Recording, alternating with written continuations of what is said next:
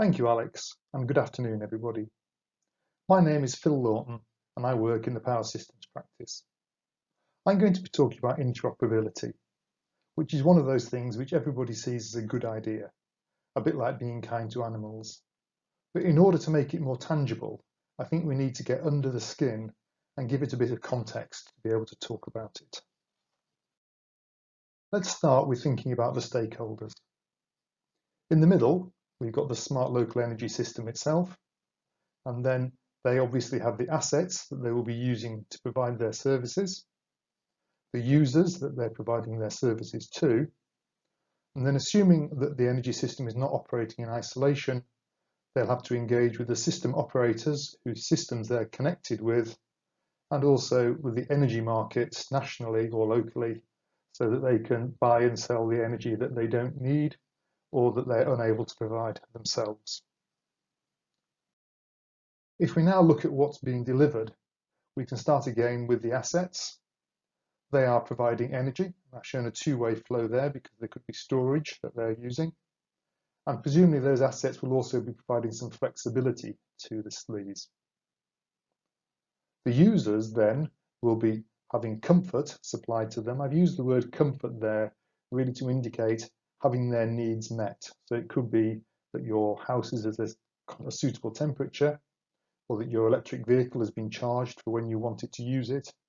The point here really is that the SLES is providing something that's needed rather than thinking about supplying kilowatt hours of energy. And part of this is that the SLES can provide that comfort whilst using some of the flexibility inherent within the stakeholder's home or within the user's home. For example, I don't really mind when my EV is charged so long as it's ready to go when I want to drive it. Then the SLES can also be providing this flexibility to the system operator, and in return will be using the network of the system operator.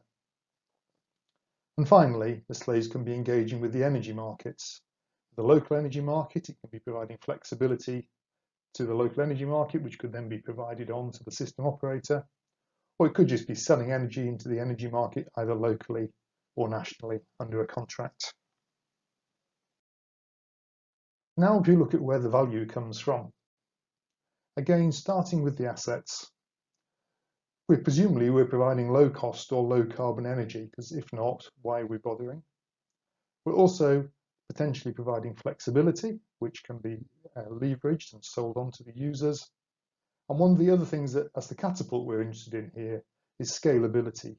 We're obviously more interested in ideas which can be replicated elsewhere rather than ones which are just exploiting a particular local niche availability. In terms of the user, they could be getting energy efficiency if the SLES is reaching into their home and potentially insulating their home or installing more efficient equipment or a heat pump. And then they can, as we've said before, they can be accessing the flexibility available from the user's home or the user's office without impacting their comfort.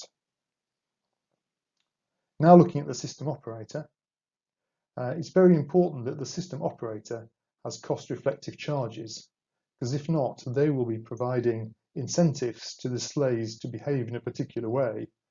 And if that isn't actually benefiting the system, then it's not creating any ultimate business case for that behavior.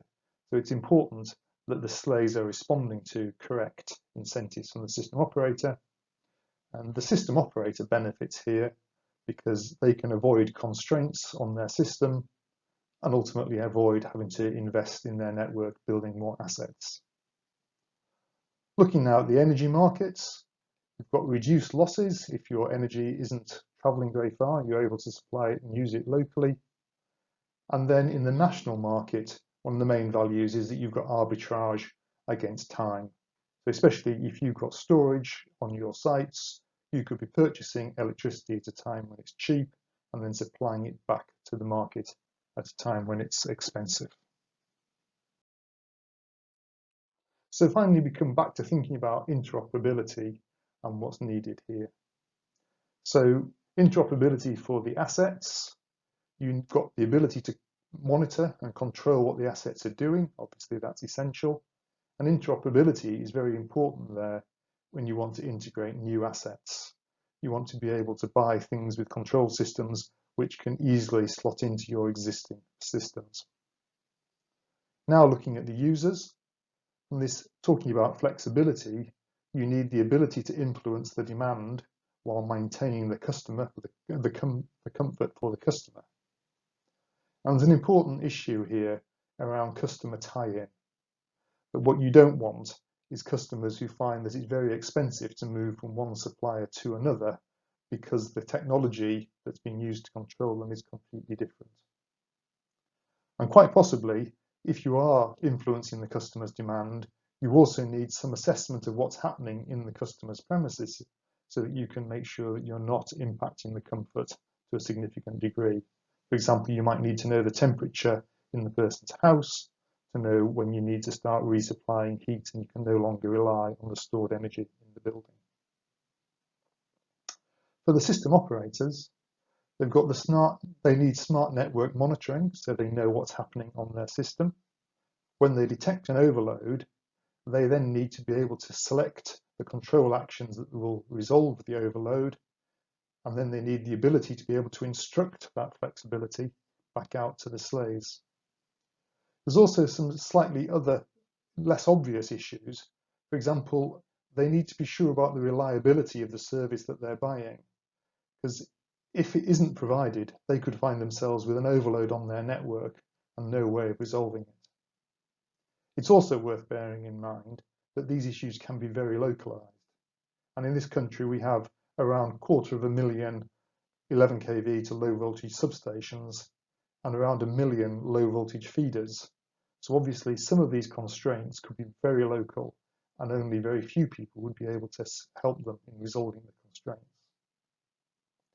Coming now to the energy markets, we obviously need interoperability with the trading parties, but also interoperability between the platforms so that one platform can trade with another. A very obvious form of that would be if you're trading with a local energy market, it would seem to me to make eminent sense that it has a link up to the national energy market so that you can also effectively by proxy trade through to the national energy market from your local platform. And then the national system, you need to be able to interface with the existing energy markets that have already been set up. So hopefully that's given you some sort of an idea as to what's required for interoperability. I would just close by observing that interoperability is something of a two-edged sword, because obviously from the customer point of view, you want to be able to change your supplier and change the services that you use without getting tied in. But that standardization restricts the ability of the supplier to provide innovative services to you. An obvious example at the moment is that we currently operate a half-hourly settled energy market. Now, to change that would require a very large investment, and it obviously makes it easy to change supplier and change customers as we are now. But if somebody wants to provide energy at a shorter timescale than a half hour, then at the moment the national system just won't support it. So going forwards, there is going to be this difficult decision as to when we need to create a new standard for interoperability, and possibly even more difficult, deciding when we're going to change from an existing standard to a new one. I think we're now going back to a question and answer session. Thank you.